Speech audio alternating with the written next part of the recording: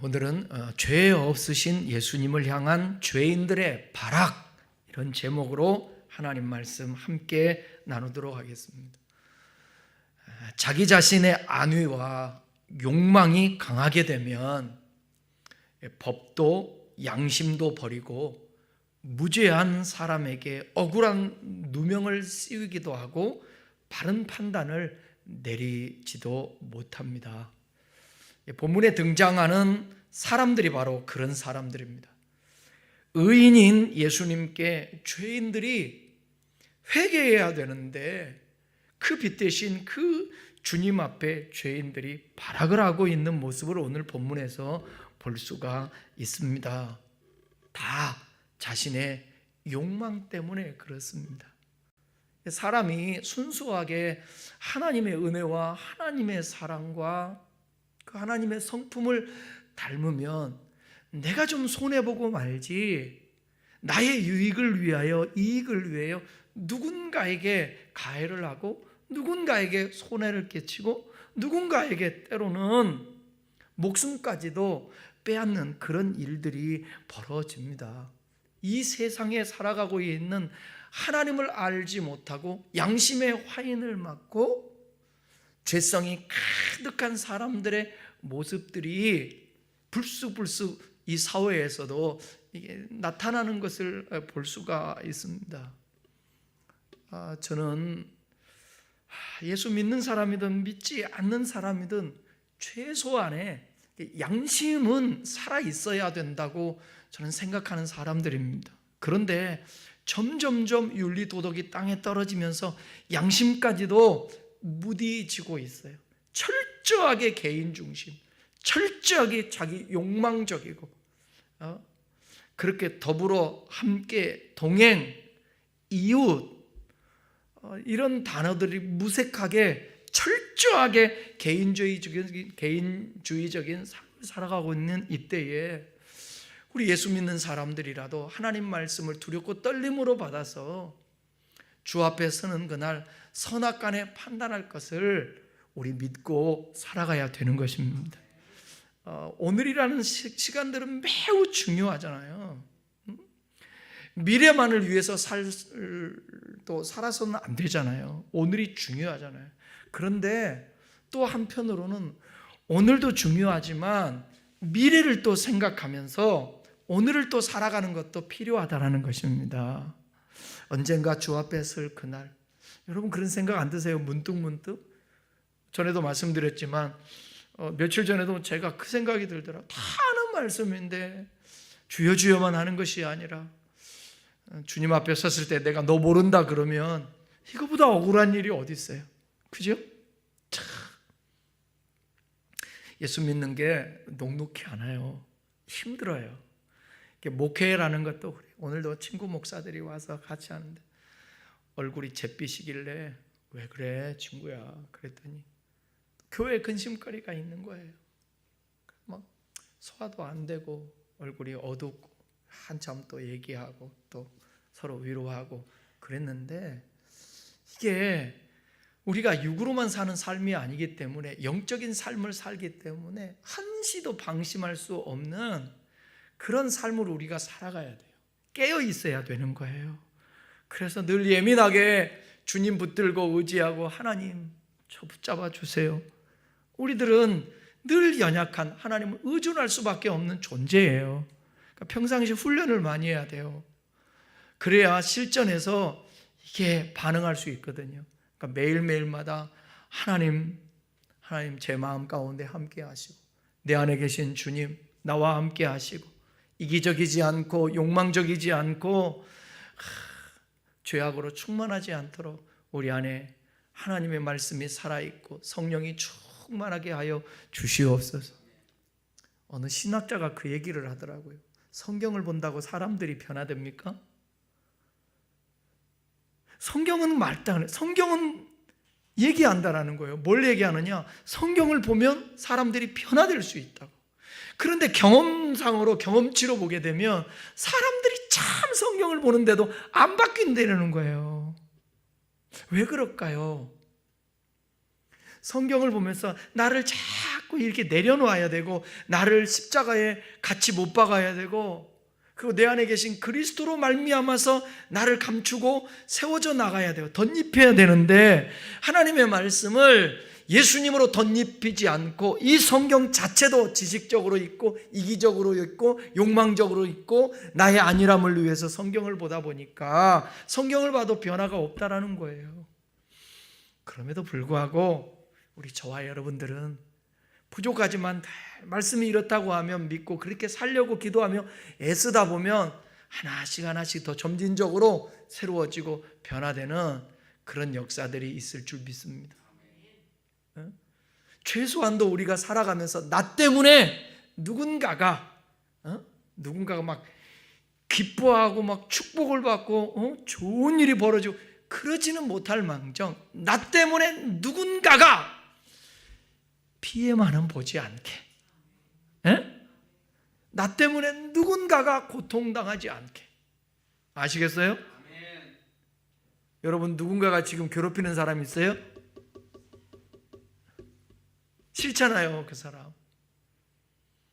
근데 여러분도 누군가에게 근심을 주거나 누구를 아프게 하거나 힘들게 하지 마십시오. 저도 여러분들을 힘들게 안 하기를 기도해야지. 여러분, 저 때문에 힘들어요? 나 우리 목사님 때문에 못 살겠어요, 요즘. 내 진짜 교회를 옮기든지 어떻게 해야지. 우리 목사님 때문에 내가 못 살겠어. 그런 분 있어요? 언제든지 말씀해 주세요. 왜냐하면 교회 공동체는 그래도 뭐 다 행복할 수는 없지만 그래도 우리 행복을 추구하고 서로 간에 신뢰하고 좋아하고 격려하고 늘 기도해주고 축복하는 그런 관계가 돼야 되잖아요. 그죠? 저 때문에 여러분 속상하면 안 돼요. 근데 여러분 때문에 제가 속상하면 돼요, 안 돼요? 예? 속상하면 어떻게 나타나요? 막 반응이? 제가 몸에 나타나잖아요. 막 머리가 빠진다든지 뭐 그럴 수 있잖아요. 입술이 터진다고요? 입술이 왜 터졌나 모르겠는데 속썩여서 써진 건 아니고요. 그러니까 정말 제가 한번 그 고통을 당해본 경험이 있어서 그게 너무 아픈 거예요. 그게 너무 오래 가요. 죽을 때까지 치유가 될지 모르겠는데 그러니까 친구들이 막 이해가 가는 거야. 그러니까 나 때문에 누군가가 아파하지 않고, 저도 누군가 때문에 되게 아파한 적이 있어요. 우리 교회 사람들 아니더라도. 그러니까 근데 이런 생각도 해보자. 나 때문에 누군가가 아파하면 안 되는데 왜? 예수님이 무슨 죄가 있다고? 인류를 구원하기 위해서 이 땅에 오신 그 예수님을 십자가에 못 박아 죽게 하라고 그 악인들이 발악을 하는지 모르겠어요. 지금 시대는 악인이 발악하는 시대예요. 거기에 여러분 편승하거나 동참하거나 동승하거나 올라타거나 하지 않기를 바랍니다. 예? 여러분 때문에 다 줄줄이 기차 놀이 하듯이 붙잡듯이 여러분이 좋아서 누군가가 그 꼬리를 잡고 싶고 의지하고 싶고 만나고 싶고 그런 사람 돼야지. 그죠? 그런 의로운 사람들이 살았으면 좋겠습니다. 오늘 본문을 한번 살펴볼 텐데 예수님의 죄를 찾기 위한 신문은 산에 들린 공의와 빌라도, 헤롯을 거쳐서 다시 빌라도로 이어집니다. 지난주까지 살펴봤잖아요. 빌라도가 헤롯에게 책임을 넘겼어요. 아무리 예수님께 죄를 찾아봐도 안 보이는 거예요, 죄가. 그래서 헤롯에게 넘겼는데 헤롯은 예수님을 그냥 업신여기고 희롱하며 죄를 찾아서 재판하거나 죽이거나 그럴 수가 없어서 빌라도에게 다시 보내요, 예수님. 빌라도는 사람들을 총독부에 불러 모읍니다. 자, 오늘 본문 13절부터 시작하죠. 함께 읽어볼까요?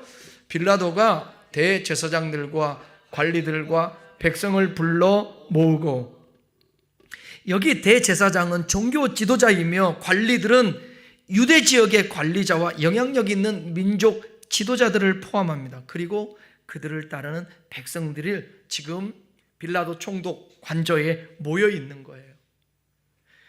그리고 그 모든 사람들에게 빌라도는 예수님에 대해서 판결하기 시작합니다. 이렇게 판결해요. 잘 들어보세요. 14절 15절 이르되 너희가 이 사람이 백성을 미혹하는 자라 하여 내게 끌고 왔도다. 예수님을 두고 하는 말이에요. 보라 내가 너희 앞에서 신문하였으되 너희가 고발하는 일에 대하여 이 사람에게는 죄를 찾지 못하였고 헤롯이 또한 그렇게 하여 그를 우리에게로 도로 보내었도다. 보라 그가 행한 일에는 죽일 일이 없느니라. 아무리 찾아봐도 빌라도 총독이 예수님의 죄를 찾아봐도 예수님의 죄는 없는 거예요. 빌라도는 유대 지도자들의 고발을 기각해버렸습니다. 그 이유는 예수님에게 사형을 판결할 만한 죄를 찾지 못했기 때문이에요. 특별히 유대 지도자들이 고발했던 죄목들에 대해서는 유죄를 증명할 만한 결정적인 증거를 찾을 수가 없어요. 빌라도는 자신뿐만 아니라 헤롯도 예수님의 죄를 찾지 못했다고 이야기합니다.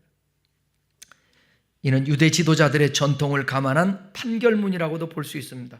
율법을 보게 되면요, 구약 율법에 유죄 판결을 하기 위해서는 반드시 2명 이상의 증인들이 필요해요. 증인 없이 죽일 수는 없잖아요. 심판할 수는 없잖아요. 신명기의 말씀에 근거예요. 자, 신명기 19장 15절에서 한번 17절까지 볼까요? 사람이 모든 악에 관하여 또한 모든 죄에 관하여는 한 증인으로만 정할 것이 아니요 2 증인의 입으로나 또는 3 증인의 입으로 그 사건을 확정할 것이며 만일 위중하는 자가 있어 어떤 사람이 악을 행하였다고 말하면 그 논쟁하는 쌍방이 같이 하나님 앞에 나아가 그 당시에 제사장과 재판장 앞에 설 것이요. 빌라도는 헤롯도 예수님의 죄를 찾을 수 없었다라는 점을 강조합니다. 이를 통해서 빌라도는 유대 지도자들에게 로마법의 기준과 율법의 기준에도 예수님을 사형에 처할 수 없음을 이야기하는 거예요. 그러나 빌라도의 입장에서 유대 지도자들의 의견을 또 무시할 수는 없는 거예요. 그들이 보통 사람들이 아니니까. 그래서 그는 타협안을 제시합니다. 타협안. 정치에서 타협안 많이 얘기하잖아요. 타협안을 제시하는데 어떤 타협? 빌라도가 어떻게 하냐면 16절 보십시다. 16절 그러므로 때려서 놓겠노라. 사형은 뭐하고 십자가에 매다는 건 뭐하고 차라리 때려서 놓겠다. 빌라도가 제안한 타협안은 예수님께 이것도 쉬운 게 아니에요. 매우 가혹한 것입니다. 물론 사형에 비하면 정도가 조금은 약하지만 그래도 로마 제국의 채찍질은 가혹하기로 악명이 높았어요. 여러분 옛날에 패션 오브 크라이스트라는 영화 보셨어요? 예수님이 십자가에 달리기 전에 그 채찍을 맞으시는데 그 당시에 로마 군인들이 가지고 있었던 채찍은 어떻게 됐냐면요, 손에서 큰 이게 길다란 끈들을 매단 다음에 가죽끈에다가 끝에는 갈고리를 달아요. 그래서 그 채찍을 가지고 때린 다음에 휙 기니까 여러분 때려 보시죠. 그럼 몸이 막 감길 거 아닙니까? 그거를 잡아다닐 때 어떻게 되겠어요? 살점이 뚝뚝뚝 떨어져 나가죠. 그러니까 십자가에 매달 만큼의 고통은 아니겠지만 채찍에 맞는다라는 것은 그게 쉬운 게 아니에요. 그 이유는 그 채찍에 관한 어떤 법칙도 없어요. 어떻게 때리라 그런 것도 없어요. 그냥 막 때리는 것이에요. 사정없이.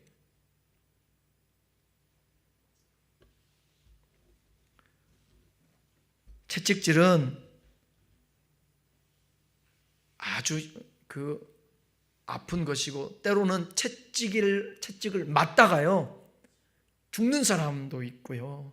사형이나 또 마찬가지로 그냥 그렇게 쓸 수도 있어요. 막 때려가지고 사형시키는 거. 요한복음 19장 1절에서 5절은 예수님께서 채찍질 당하는 과정을 자세히 기록하고 있어요. 누가복음에서는 그 내용을 깊이 얘기하고 있지 않는데, 자, 요한복음 19장 1절에서 5절 좀 긴데 한번 읽어봐요. 이에 빌라도가 예수를 데려다가 채찍질 하더라. 군인들이 가시나무로 관을 엮어 그의 머리에 씌우고 자색 옷을 입히고 앞에 가서 이르되 유대인의 왕이여 평안할지어다 하며 손으로 때리더라. 빌라도가 다시 밖에 나가 말하되 보라, 이 사람을 데리고 너희에게로 나아오니 이는 내가 그에게서 아무 죄도 찾지 못할 것을 너희로 알게 하려 함이로다 하더라. 이에 예수께서 가시관을 쓰고 자색 옷을 입고 나오시니 빌라도가 그들에게 말하되 보라, 이 사람이로다 하며. 요한복음의 정황을 살펴보면 빌라도는 지금 유대인에게 타협안을 제시하기 전에 미리 예수님을 채찍질하고 모욕했습니다. 가혹한 채찍질을 미리 하고 머리에 가시나무로 만든 왕관을 씌워서 모욕을 줘요. 그리고 이 모습을 유대인들에게 보여주었습니다. 여기 보라, 이 사람이로다 그러잖아요. 이 사람이로다. 그 말씀한 것을 보면, 말한 것을 보면 예수님은 알아보기 힘들 정도로 심하게 채찍질을 당했을 것입니다. 봐라, 이 정도로 때려서 반 죽게 됐는데 뭐 더 이상 이 예수한테 어떤 형벌을 가하려고 그래? 이런 표현이겠죠. 이런 빌라도의 판결을 듣고 유대인들은 극렬하게 반응을 합니다. 18절 19절입니다. 무리가 일제히 소리질러 이르되 이 사람을 없이 하고 바라바를 우리에게 놓아주소서 하니 이 바라바는 성중에서 일어난 밀란과 살인으로 말미암아 옥에 갇힌 자라라. 유대인들은 빌라도의 판결을 인정하지 않아요. 그래서 18절에 바라바라는 사람이 등장합니다. 왜 유대인들은 바라바를 풀어주고 예수님을 죽이라고 말할까? 심지어 여러분, 바라바는요 성 안에서 폭동을 일으켰던 사람이고 살인까지 저질러서 지금 감옥에 갇힌 사람이에요. 누가복음은 빌라도의 재판 과정에서 생략하는 부분이 있는데 그것이 뭐냐면 바라바에 관련된 빌라도의 질문이었어요. 이거를 이제 공간복음인 마태복음에서는 이렇게 말해요. 27장 15절에서 17절 한번 볼게요. 명절이 되면 총독이 무리의 청원대로 죄수한 사람을 놓아주는 전례가 있더니 그때에 바라바라는 유명한 죄수가 있는데 그들이 모였을 때에 빌라도가 물어 이르되 너희는 내가 누구를 너희에게 놓아주기를 원하느냐? 바라바냐? 그리스도라 하는 예수냐? 하니. 마태복음은 유대 지역을 다스리는 총독부에서 명절 때마다요, 6월절 같은데 명절 때마다 유대인들이 요구하는 죄인 한 사람을 풀어주는, 사면을 해주는 그런 관례가 있었어요. 서비스죠. 그리고 빌라도는 그 한 사람으로 예수를 선택할지 바라바를 선택할지를 정하라고 얘기합니다. 아마도 바라바는 유대인들이 정말 싫어하는 범죄자였을 가능성이 매우 높아요. 또는 유대 지도자들이 싫어하는 혁명가였을 수도 있어요. 빌라도는 예수를 죽이기 위해서 유대인들이 증오하는 사람을 살려줄 것인지 질문하고 있습니다. 그러니까 빌라도 생각에는 그 유대 사람 지도자들이나 백성들이 예수를 놓아주자고 할 것 같았을까요? 바라바를 놓아주자고 할 것 같았을까요? 예수님을 놓아줄 것이라고 생각했어요. 그래서 선수를 쳐서 그냥 채찍질하고 이런 명절에 전례대로 한 사람씩 풀어주는데 아마도 예수하고 바라바하고 빌라도가 얘기하면 당연히 사람들이 그래도 이 바라보다보다는 낫다고 생각돼서 예수님을 풀어주자고 말할 것이라고 생각을 했어요.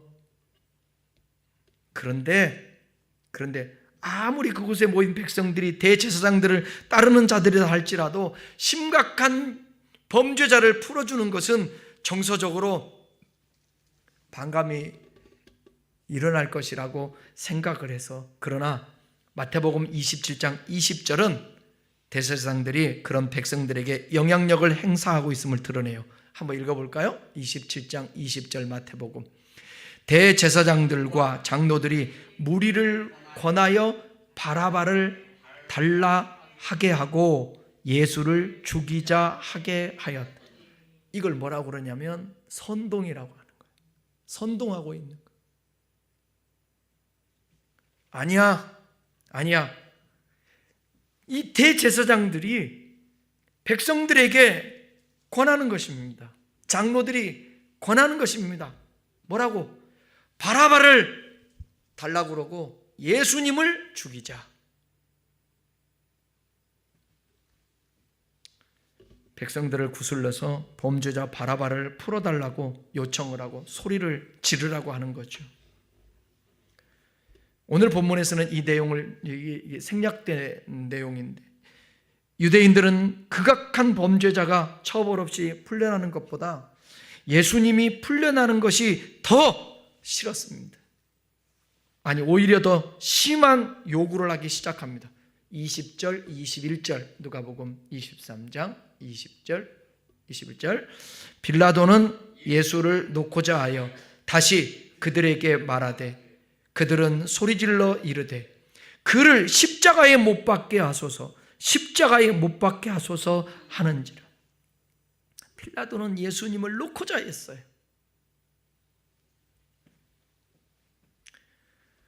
그 전까지만 해도 유대인들은 예수님을 십자가에 못 박으라고 요구하지 않았습니다. 십자가는 아주 제한적으로 실행되는 형벌이었거든요. 원래 페르시아에서부터 시작된 이 십자가 형벌은 극심한 고통을 줌과 동시에 백성들에게 아주 두려움을 줍니다. 생각해 보세요. 십자가에다가 매어 달아서 죽게 하는데 물도 안 줘요. 그러면 그 팔레스타인 지역에서의 볕이 얼마나 뜨겁습니까? 건조하고. 그러니 그 쨍쨍 내리뛰는 볕에 그 나무에 달려서 미리 채찍도 맞고 고통 가운데 이렇게 백성들에게 두려움을 주죠. 그러니까 범죄하지 말라고. 너네들 범죄하면 이렇게 사형을 당할 수도 있다고. 로마에서는요, 처음에 탈주 도망간 노예들에게만 이것이 시행됐었어요. 근데 후에는 반역자와 중범죄자를 일으키고 재판을 피해 도망친 사람들이 잡히면 십자가형의 형벌을 받게 되었어요. 그렇다면 유대인들은 왜 예수님께 이렇게까지 십자가에 처형하라고 하는 걸까? 도대체 왜? 다른 방법도 있고 채찍을 계속 때려서 죽일 수도 있는데, 이건 여러분 다 이유가 있는 거예요. 신명기에 보게 되면 신명기 21장 22절 23절 보세요. 왜 나무에 달게 됐는 이유를, 사람이 만일 죽을 죄를 범함으로 내가 그를 죽여 나무 위에 달거든 그 시체를 나무 위에 밤새도록 두지 말고 그날에 장사하여 내 하나님 여호와께서 내게 기업으로 주시는 땅을 더럽히지 말라. 나무에 달린 자는 하나님께 저주를 받았습니다. 예수님이 계속 자기를 누구라고 그러죠? 자신을 하나님이라고 그러잖아요. 그리고 나는 유대인의 왕이다. 나는 그리스도다. 메시아다. 그런데 십자가에 이 예수를 달아서 죽이려고 하는 이유는 뭐냐? 이 사람은 하나님이 아니야. 십자가에 매달려 죽는 사람들은 다 어떤 사람이라고요? 하나님께 뭘 받은 사람이에요? 저주를 받은 사람이다. 그러니까 예수는 저주받은 사람이야. 그 중에는 진짜 하나님의 아들인 것을 아는 사람도 있을 거예요. 근데 자기의 욕망과 기득권이 그걸 누르는 거예요. 사람이 이렇게 악해요. 이렇게 연약해요. 우리 예수 믿는 사람도 마찬가지입니다. 하나님을 믿어도요, 하나님 무시하고 하나님 무시해요. 그리고 자기 욕망대로 해요. 하나님 살아계신 거 믿으면서도. 그만큼 우리의 욕망이 무서워요. 하나님 앞에 선악과를 따먹지 말라고 그렇게 말을 들었음에도 불구하고 자기 욕망을 이기지를 못해서 선악과를 따먹어버려요. 율법에 의하면 죽어서 나무에 매달린 사람은 하나님께 저주를 받은 자다. 그것을 확인시켜 주기 위해서 많은 사람들에게 이 사람 메시아 아니야 이렇게 확인시키려고 굳이 십자가에 달으라는 거예요. 유대 지도자들은 십자가 형벌을 통해서 예수님까지도 저주받는 자로 만들고 싶었던 것입니다. 빌라도는 유대인들의 이런 지나친 요구에도 끈질기게 예수님을 풀어주려고 하지만 결국 유대인들의 의견을 들어줍니다. 23절 한번 볼까요? 23절 그들이 큰 소리로 재촉하여 십자가에 못 박기를 구하니 그들의 소리가 이긴지라. 그들의 소리가 이긴지라. 여러분, 하나님의 소리가 무서워요? 사람의 소리가 무서워요? 사람의 소리가 무서워요. 하나님이 무섭지가 않고 사람의 소리가 지금 무서운 거예요. 그러니까 빌라도가 어떻게 할 수가 없어요. 누가복음은 빌라도가 유대인들에게 굴복했다고 평가합니다. 마가복음 15장 15절은 빌라도가 무리를 만족시키려고 예수님을 십자가에 처형당하게 넘겨줬다고 그렇게 표현도 해요. 마태복음은요 27장 24, 25절 자세히 기록하는데 한번 봅시다. 빌라도가 아무 성과도 없이 도리어 밀란이 나려는 것을 보고 물을 가져다가 무리 앞에서 손을 씻으며 이르되 이 사람의 피에 대하여 나는 무죄하니 너희가 당하라. 백성이 다 대답하여 이르되 그 피를 우리와 우리 자손에게 돌릴지어다 하거늘.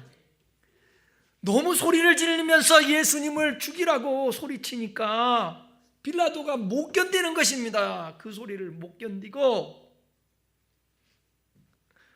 물을 가져다가 사람들 앞에서 손을 씻어요. 그게 이제 그 당시에 이제 풍습이었어요. 나는 아무 죄 없다. 손을 터는 거예요. 너희들 내가 분명히 얘기하는 거야. 나는 아무 죄 없어. 너희들이 그래서 그런 거야. 이렇게 끝까지 버텨야지. 마태복음은 빌라도가 아무리 설득해도 유대인들이 듣지 않고 밀란을 일으킬 조짐을 보였기 때문에 예수님을 넘겨주었던 것 같아요. 빌라도는 손을 씻으면서 자신은 조금도 책임이 없다고 말하지만 요한복음과 사도행전에서는 빌라도가 분명히 책임이 있음을 이야기합니다. 그래서 우리가 사도신경을 외울 때에도 뭐라고 외우는 거예요? 본디오 빌라도에게 고난을 받았다. 유대인들은 당당하게 그 피를 자신들과 자손에게 돌리라고 말하기까지 해요. 이거 무서운 거예요, 여러분. 실제로 이 구절로 인해서 유대인들이 엄청난 고난당하죠. 이후에 AD 70년에 예루살렘이 완전히 멸망당하잖아요. 그때에 로마군은 예루살렘을 포위하면서 예루살렘 성벽의 정면의 언덕에 무제한적으로 유대인들을 학살하고 십자가에 매달았습니다. 그들의 전투력을 꺾고 항복을 유도하기 위해서였어요. 의인이었던 예수님을 죽이기까지 하면서 그들만의 세상을 누리려고 했던 유대인들은 자신들의 오만 때문에 멸망을 당하고 여러분 2000년 동안이나 디아스포라가 된 거예요. 진짜로. 특별히 중세시대 때는 유대인들이 많이 또 학살당하기도 했어요. 1, 2차 세계대전을 거치면서도 많은 사람들이 또 죽게 되고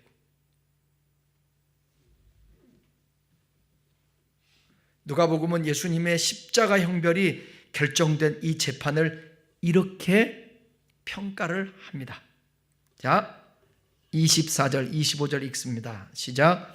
이에 빌라도가 그들이 구하는 대로 하기로 언도하고 그들이 요구하는 자 곧 밀란과 살인으로 말미암아 옥에 갇힌 자를 놓아주고 예수는 넘겨주어 그들의 뜻대로 하게 하니라. 그래서 여러분, 법이라는 게 매우 중요한 거예요.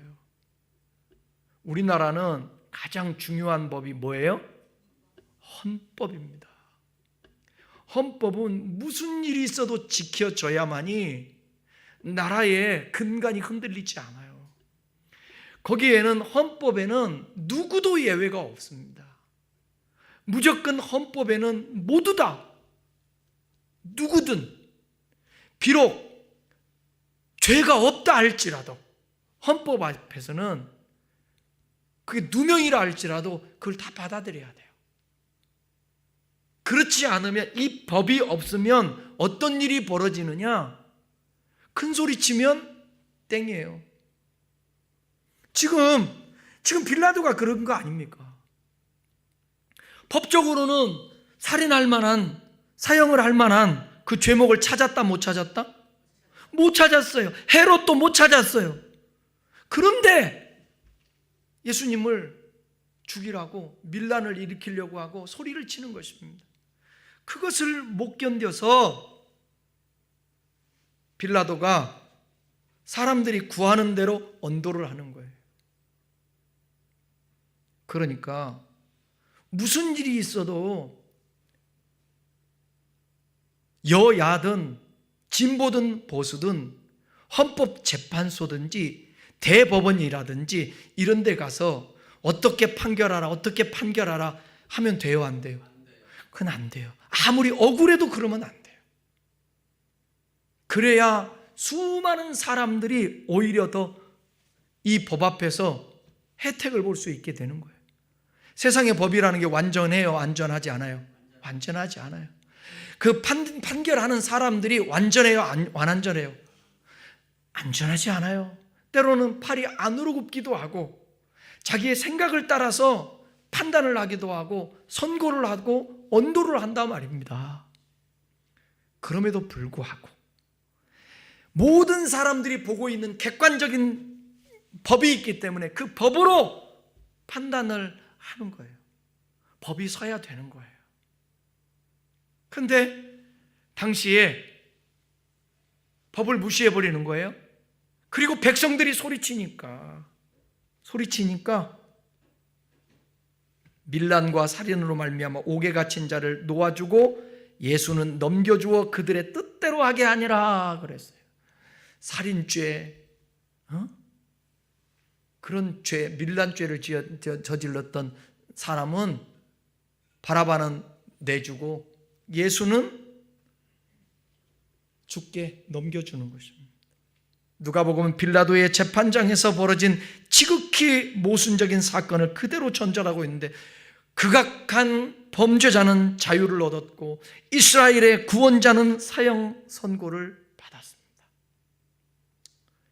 결론적으로 본문을 통해서 우리가 더 살펴볼 수 있는 것은 뭐냐면, 예수님은 참 억울하셨을 텐데 침묵하셨다라는 거예요.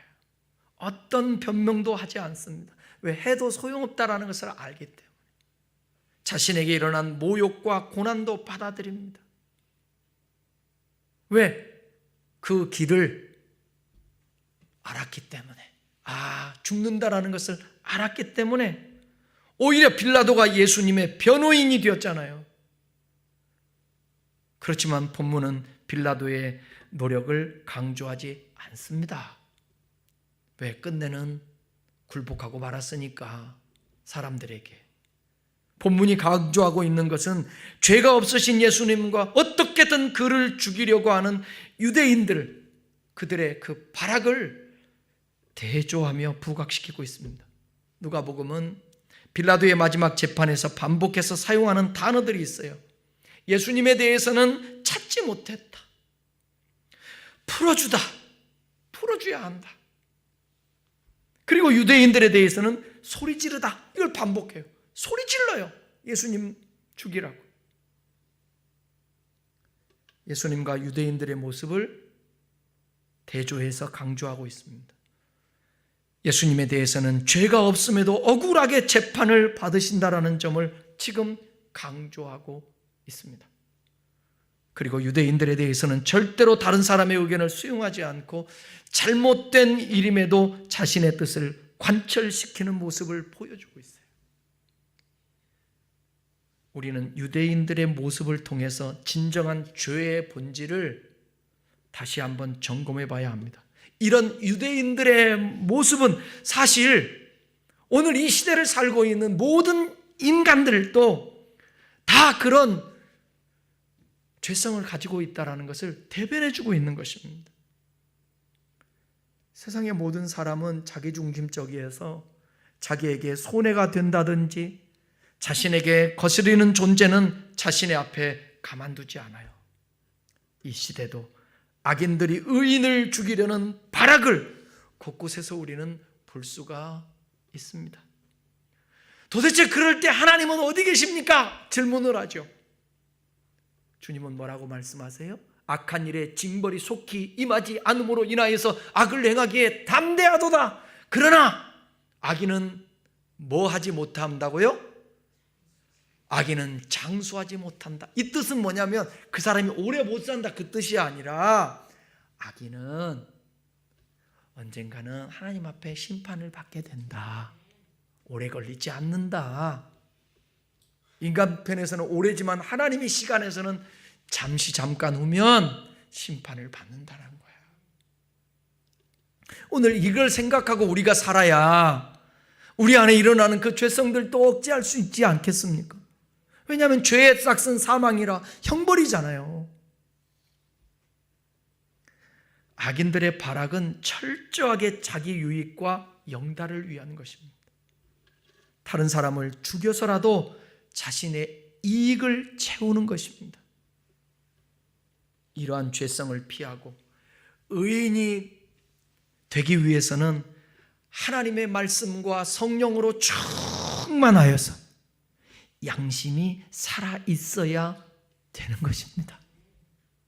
여러분의 때문에 혹시라도 누군가가 억울해하거나 무고하게 어떤 일을 당하거나 무고한데 어떤 일을 당하거나 손해를 본다든지 어떤 사람이 여러분 때문에 힘들어한다든지 악이 여러분들 때문에 저와 여러분들이 창궐해진다든지 악이 확장된다든지 그러지 않기를 바라고 공동체에 악이 번져지지 않기를 바라고 여러분들이 불같은 그 범죄가 소방관이 뿌리는 그 물로써 풀을 잡듯이 여러분들이 오히려 죄가 누룩같이 번지지 않도록 하나님 말씀과 성령의 물로 악한 불들을 꺼야 될 줄 믿습니다. 거기에 이 사회의 공동체의 일원으로서 우리가 그런 역할을 하면서 살아가고 조금이라도 선한 그런 우리의 본성이 될 수 있도록 늘 주님이 우리 안에서 충만하고 성령이 충만하기를 말씀이 충만하기를 주님의 이름으로 축원합니다.